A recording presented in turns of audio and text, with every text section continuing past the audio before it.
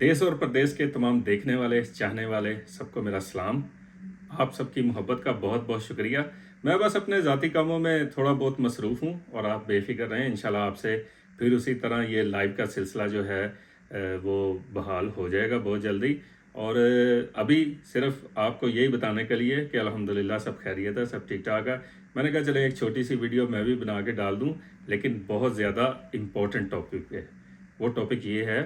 कि पुर्तगाल जो है वो फैमिली के साथ आएँ, बच्चों के साथ आएँ या पहले अकेले आएँ। तो ये सवाल जो है ये बार बार पूछा जाता है, और अगर आप मेरे लाइव सेशंस में देखें उसमें भी काफ़ी मरतबा पूछा गया और बताया भी गया है, लेकिन एक बार फिर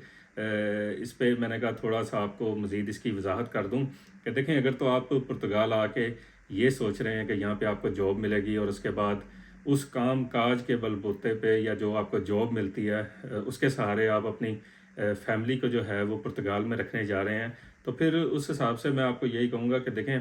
ये फ़ैसला जो है फैमिली के साथ आने वाला इतना सही फ़ैसला शायद ना हो। या तो आपके पास इतने ज़्यादा फ़ंड्स अवेलेबल हों कि आप उन फ़ंड्स के बलबूते पे कम अज़ कम जो है पुर्तगाल में 1 साल जो है वो उसी के बलबूते पे आप यहाँ पे गुज़ार सकें। और अगर आपके पास इतने फ़ंड्स अवेलेबल नहीं हैं, तो फिर मैं आपसे यही कहूँगा कि पहले घर का जो मर्द है या जो कमाने वाला है या जिसने जॉब करनी है, वो चाहे मर्द है, औरत है, दोनों में से जो भी है जिसने जॉब करनी है आगे और आगे अपनी फैमिली के साथ सर्वाइव करना है, तो पहले उसको अकेले को आना चाहिए। और जब वो ख़ुद को समझ ले कि वो इस काबिल हो गया है, यानी उसको पता हो कि उसकी अब ये जॉब वगैरह के मामला अब ठीक हैं और इतनी इनकम आना शुरू हो गई है कि वो अकेला जो है वो घर यहाँ पर किराए पे लेके उसके बिल्स वगैरह और साथ में ज़ाहिर है अपने बीवी बच्चों का ख़र्चा जो है वो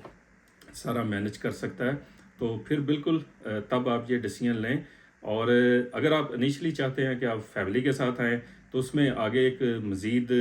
सूरत में पॉसिबल है। अगर तो आपके बच्चों की उम्र जो है वो 12 साल से ज़ायद है, तो 12 साल से अगर आपके बच्चों की उम्र ज़ायद है तो आप आर्टिकल 92 में अपने बच्चों का स्कूल के एडमिशन की बेस पे अप्लाई कर सकते हैं। तो उसका ये फ़ायदा होता है कि आपको फ़ौरी तौर पे जैसे ही बच्चों के रेजिडेंस कार्ड मिलते हैं तो उनकी बेस पे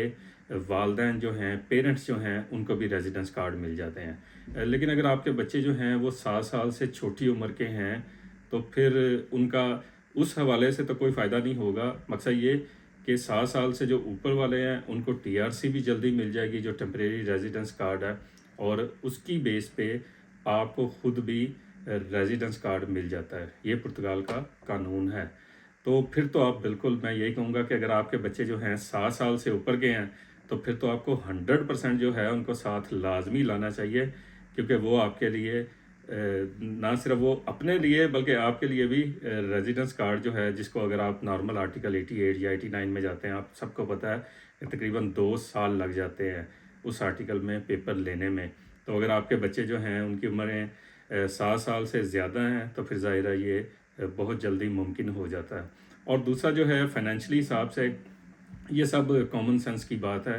कि अगर अकेला बंदा आएगा, ज़ाहिर है तो वो यहाँ पे आके शेयरिंग में रहेगा। शेयरिंग में कितना खर्चा आएगा, ये तकरीबन 150 से 200 से 250 यूरो से समझ लें स्टार्ट होता है। तो आप किसी के साथ जो है एक रूम में 2 लड़के बड़ी आसानी से रह लेते हैं। लेकिन जब आप फैमिली के साथ आते हैं तो एक तो आजकल यहाँ पर सबको पता है कि रहाइश का बहुत ज़्यादा मसला है। इतनी आसानी से आपको घर जो है वो किराए पे नहीं मिलेगा, और अगर मिलेगा तो कम से कम ज़ाहिर है अगर आप फैमिली के साथ आ रहे हैं आपको 1 बेडरूम या 2 बेडरूम वाला घर चाहिए होगा,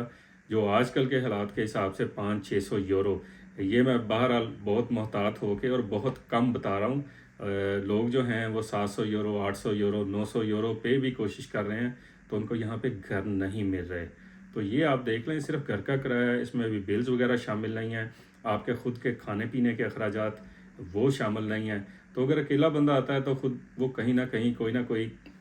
अगर उसको बेड स्पेस मिल जाती है